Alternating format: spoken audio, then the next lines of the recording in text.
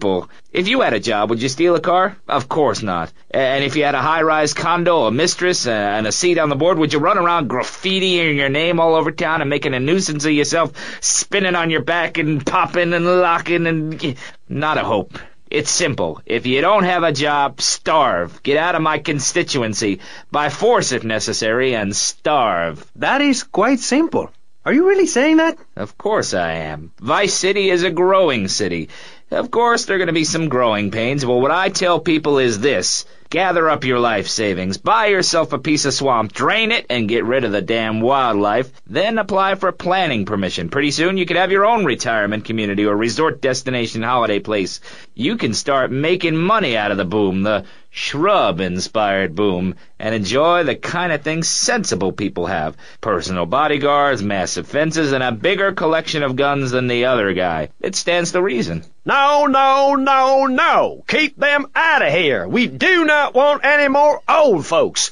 If there are any old people listening, go back to your homes. Florida does not want you. Please, die somewhere else. What's wrong with Nevada or Kansas? We want a river. We need a river. The Freedom River. And what about the other crimes? It seems car crime, fashion crime, drugs, everything is on the rise. Absolutely. Of course it is. When I was in Uganda, people were poor, but they were happy. The more you have, the less you have. And that's kind of what I'm all about. There's satisfaction in spending all day weaving a basket rather than just buying one at the store. At one point in Uganda, I saw a great lake of sand and a massive speaking dog. It was a dog of love, not of hate.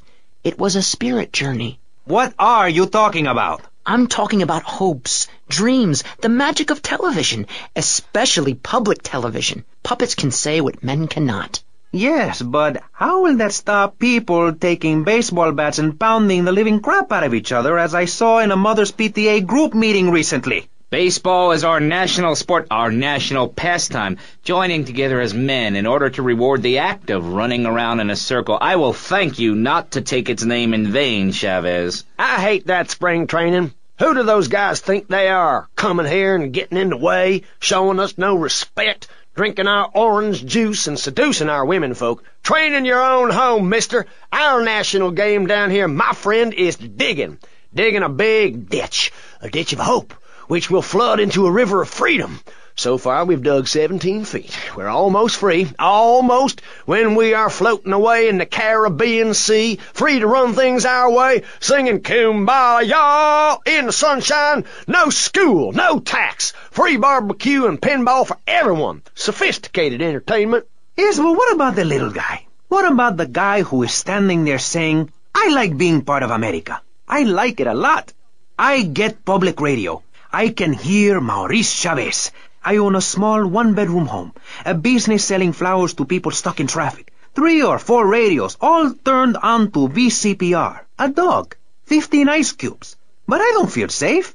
I'm worried about gangs. Gangs are a myth put out by the liberal elite to patronize and demean the working man. I mean, what kind of right-minded youth from a poorer background is going to spend his time stealing things and posing in silly clothes when he could be getting ahead with a minimum wage job and making his parent proud? The dream of America is to live in a duplex and share a yard. Why would anyone want to threaten that great future? Answer me that and I'll show you a green dog. And speaking for the underdog, the foundation I set up with my trust fund, we believe gangs are a valid expression of a people's identity, a grouping, a community within a community. Gangs are a way to be noticed in the boxy suburbs. You scream out. Rather than urinate at the edge of your camp like a proud native, we spray paint our names on the walls of the mall to ward off predators. And that's supposed to terrify people? No. We believe passionately in non-violent solutions to life's problems. Gangs have to learn to love, to be inclusionary. We'd award badges to good gangs and give bad gangs a silly hat to wear. It would give people something to feel a part of. Kill with kindness, not a garden tool. Yes, but what about the guy getting beaten up on the street? Or the man having his motorcycle stolen? What about him? Or her? Some of the best bikers are really women. Anyone can join our group. This is about poor people getting together. But your father owns half of Florida. How are you part of the working class? Like I said, possessions are not important at all. I'll pick up a hitchhiker in my convertible any day. The other day I picked up a young woman and we discussed a non-violent solution to war. We called it peace.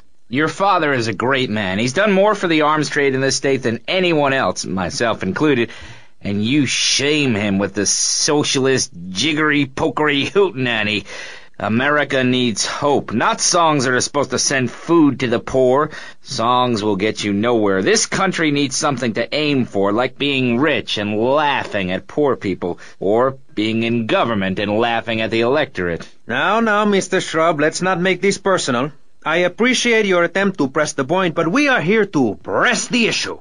My city is in trouble, and I think we're not really providing any serious solutions. So far, we've got secessionism, rearing its ugly head for the first time in a century and a half. We've got ignore it, and we've got give everyone a flower. You're all a little unrealistic, yes? Now, excuse come me, on Maurice. now. I You know, can just I've tell got you one there, good my friend. ideas. Maurice? Not to say over-opinionated and moronic, Mr. Crashaw, how do we stop people running amok in the city with machine guns and heavy artillery? You've got to give a man a chance. Prisons are overflowing with wasted potential. Make the guilty men innocent once more. Free them from themselves. How? How on earth do you do that?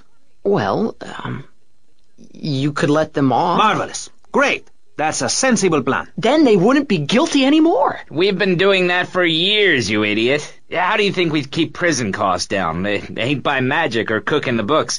We save that for education. But, as in most things, we in government are saving money so that you don't have to. When we spend less money on services, more goes to administration salaries and expenses, which helps make lives a lot less difficult for everybody. It's about sharing. Sharing your taxes out amongst the select few. That's why I worked so hard at school, so I could reap the rewards now. I thought you worked hard at school because the other kids laughed at you and called you a square. That's a damn lie.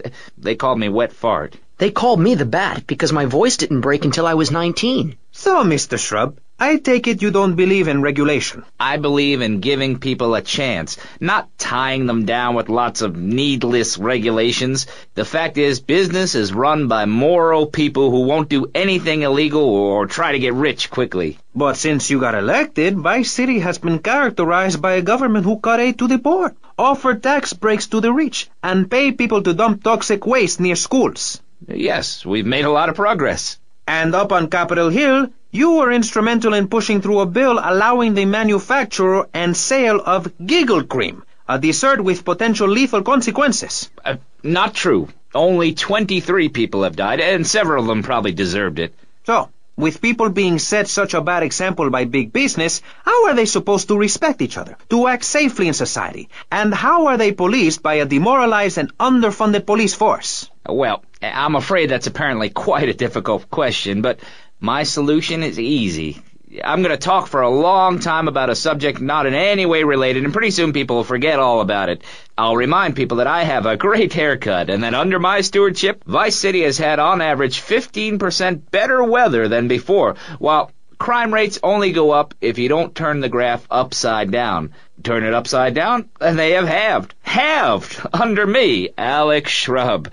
Vote Shrub for president, and you'll have a friendly face in the White House. A man you can trust. A local man who likes golf and laughing and photo opportunities at your store or place of business.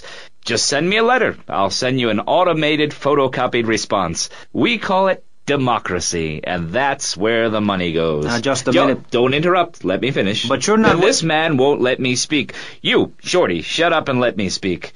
I'm taller than him, ladies and gentlemen, by at least 3 inches, which means I'm a lot more respectable looking. Everyone knows politicians lie and steal and cheat, but at least with me in charge, you know I look good and I have a very supercilious manner. Besides which, I've been abroad, and I prefer it here because I'm a man of the people. Vote Shrub. You'll get richer, and you won't feel guilty about it. Enough! We're running out of time, and you completely failed to answer the question. I'm a professional. That's my job. And Mr. Hickory, what about you? All right, these